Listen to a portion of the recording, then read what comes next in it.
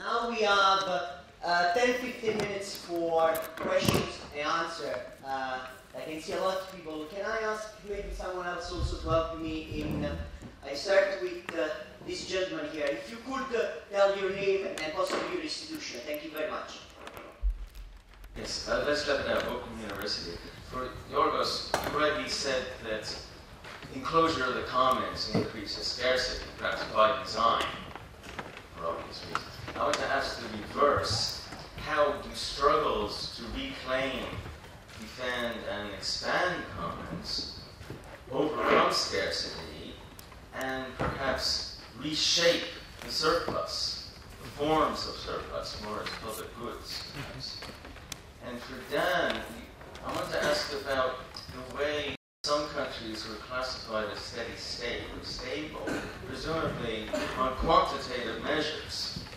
But surely that conceals qualitative changes that may have improved people's well-being, livelihoods, and so on. So how can we analyze those qualitative improvements which may otherwise be disguised?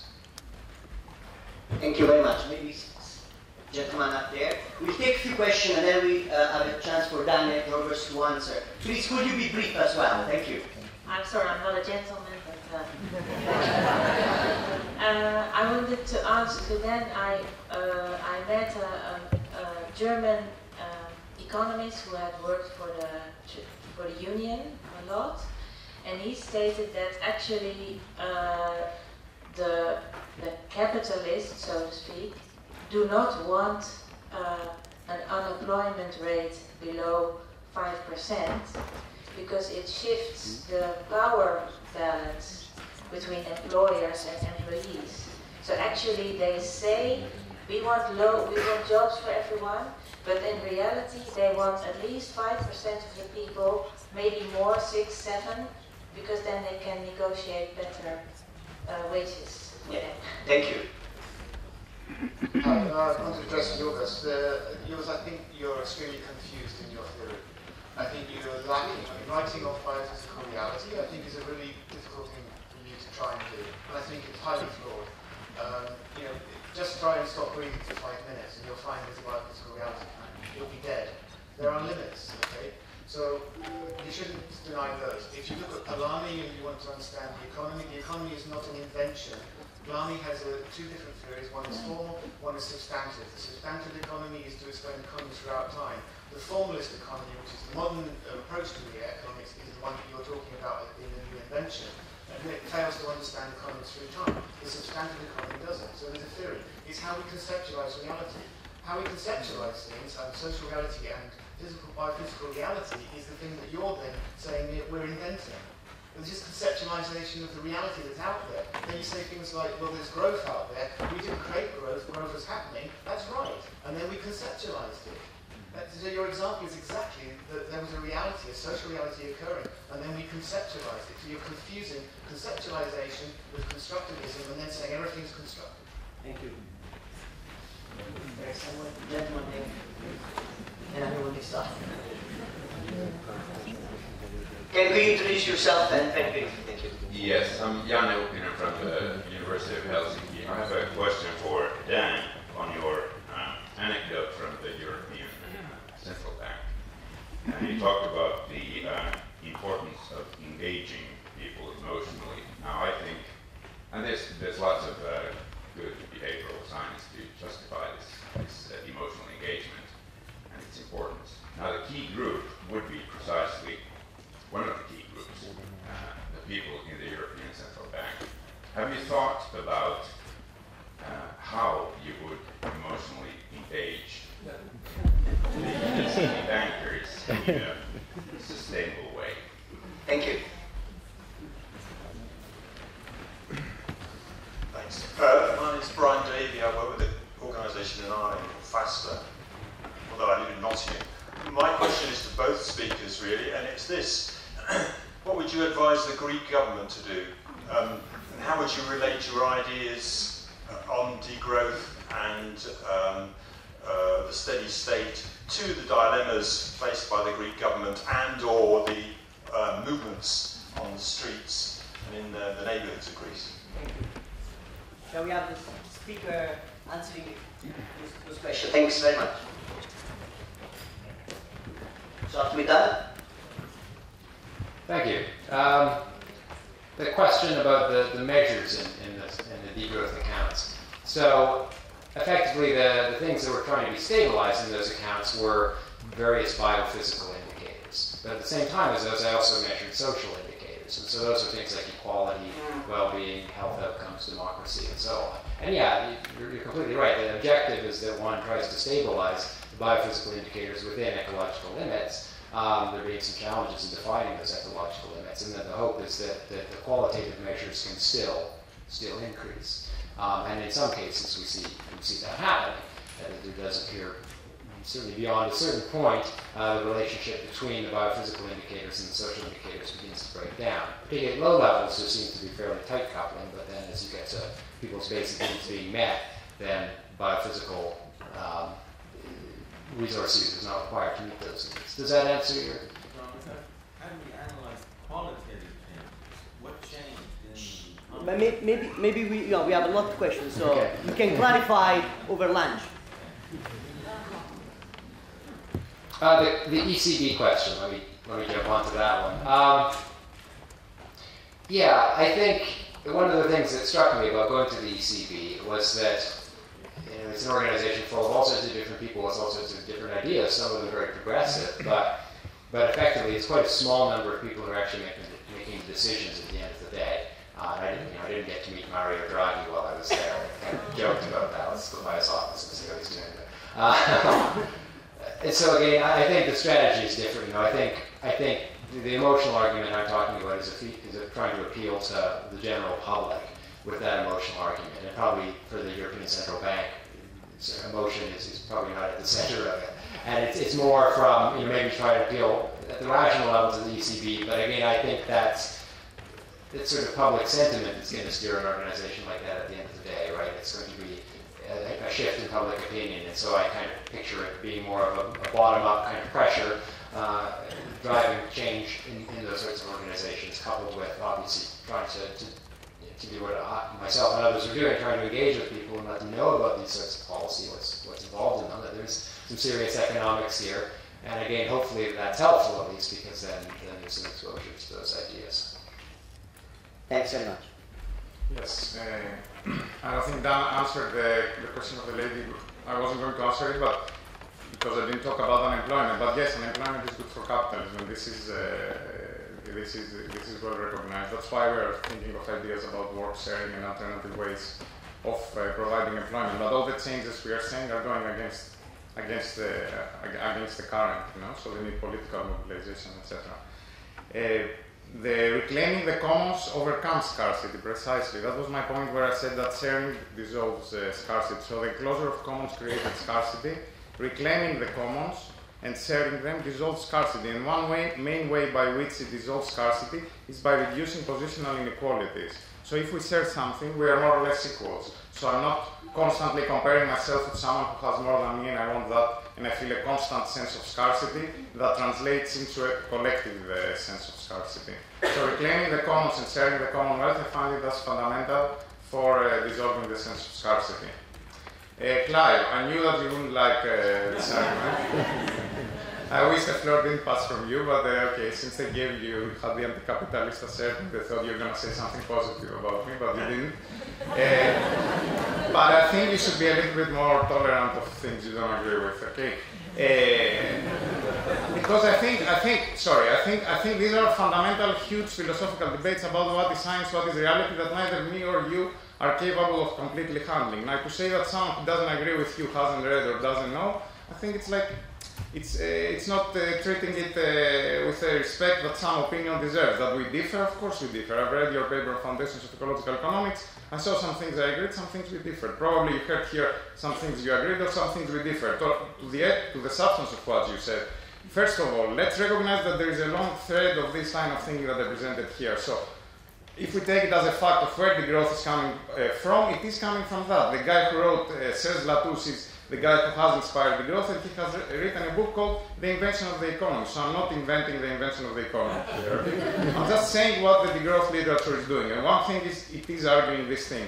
Second thing, yes, the economy is an invention. It is an invention as the car was an invention. It didn't exist before, and at some point someone said, there is a thing out there called economy. This, for me, I name it an invention. Now, we can argue whether this invention is representing or not well certain things that are happening in reality. In this I said, I wasn't an extreme constructivist. I think I'm more or less in the same line that you call logical positivism, but maybe I'm not. I'm more constructivist than that, maybe. But I didn't say that it's just a fantasy. I said that it's a fantasy that represents something, but it represents it in a particular limited way, and there are particularly different representations. Or there are ways that we might talk about the same things, about flows of materials, etc., and not even use the word economy and make these graphs that we make. There are civilizations that don't understand any of these graphs. They have a completely different understanding and representation of reality. So I'm not arguing that this is not real. I'm saying it's not any more real necessarily than other possible representations of it. Growth was there, and then we constructed ways to measure it, represent it, understand it. All these measures were inventions, and they were partial constructions of what growth was about. And I think we all agree that GDP, for example, is a construction that was molded by very particular policy needs, political circumstances, etc., and that it measures their own things. Their own things for whom? For us that we think other things are good. For capitalists, this is what they need to measure, and they measure it.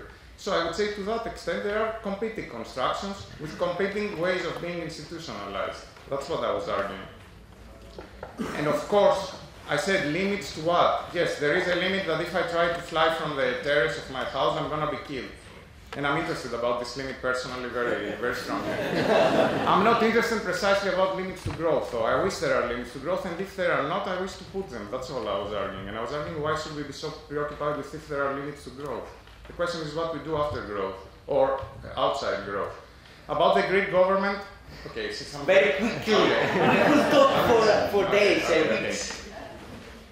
About the Greek government, I'm not an economist, so I don't give advices. So I wouldn't give any advice. And actually, I don't go to vote because I don't live in Greece, and I'm not going to live the consequences of what is going to happen. If I was in Greece, I would vote no, but that I would live the consequences of no. So if I am a professor in SOAS and Barcelona and I have a nice life, to vote no because I want to confront capitalism is not very genuine of me.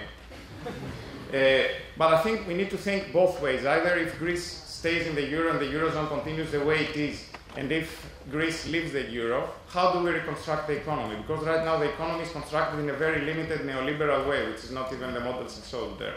So it's a very particular institutional and understanding and ideology construction of the economy. So how we confront that? How we confront that within the European Union? Or if Greece leaves out, how do we confront it in a different way alone? That's the key question. And this can only happen on the ground. I don't think we can advise from far away. Thanks very much. There are a lot of questions.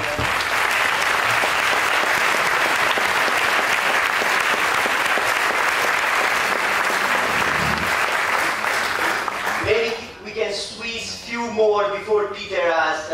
There was a lady here. I would like to encourage the ladies. I see Julie Nelson there and Julia here tell me, make sure that there are questions from the ladies in the audience. I said women. Okay, thank you.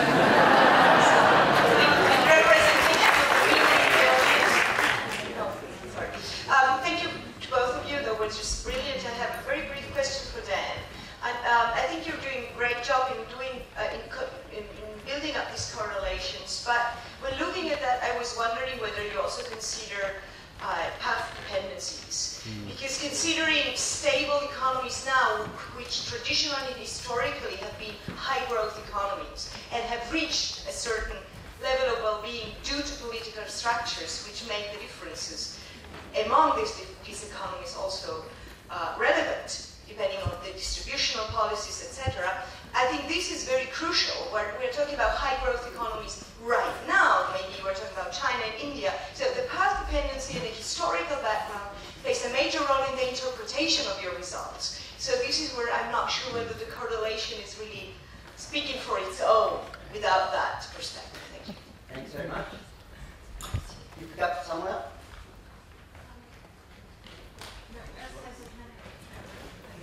I'm sorry, I'm not a lady. But I very much liked Giorgos' talk. We had a Polanyi session yesterday, and we talked about commodification. One aspect of this is that the Nordic countries were quite successful in decommodifying from, let's say, the 30s to the 70s, and we're still living off the social profits of that, let's say. Now, I wonder whether there is, in fact, in Southern Europe, going on a certain decommodification, and that this is sort of seen in terms that are very negative to the growth. So maybe just some impressions of South Mediterranean optimism as to decommodification. Okay, thank you. Thank you. Roger Martin, Population Matters. I was delighted to see that Herman Daly's first term in the first definition of a steady-state economy was a stable population. And I think I heard no further reference to population throughout your talks. But surely population growth is the driver of the call for increase in jobs, which is very hard to trump with appeals for anything else. And growth in jobs is the primary driver of the call for growth in the economy. So without a stable population, Herman Daly is quite right. There is no hope. There will be no transition. And yet, this society seems to observe a taboo on mention of the subject. I would like them to be more vocal. What do you think? Thanks. Thank you very much. We have only time for the last question, so apologies really for all people that couldn't answer the question. So, François Schneider from Research on Degrowth. So I want to talk about dépenses, like friendly talk about this with Giorgos. First, like the notion of surplus depends on the scale. It's like if you only think of the village, and if you close yourself to village, then you see the surplus. But if you see it further, not anymore. I would use the surplus linked to frugal consumption. I would use it to adjust the level of production instead of destroying it. I don't know if we need a right to destroy waste or I mean, the society is already destroying a lot of surplus it's creating by efficiency. We don't need to destroy surplus made by frugality. And also, I think the feast you were showing before has much more in nature, which is non-material, non-energetical. I think the essence of it, the importance of it, is the relation with the people. Not so much the fact that you drink lots of beer or Okay, thank you very much. We give a chance to the speaker now to answer those questions. Very briefly, because we have Peter.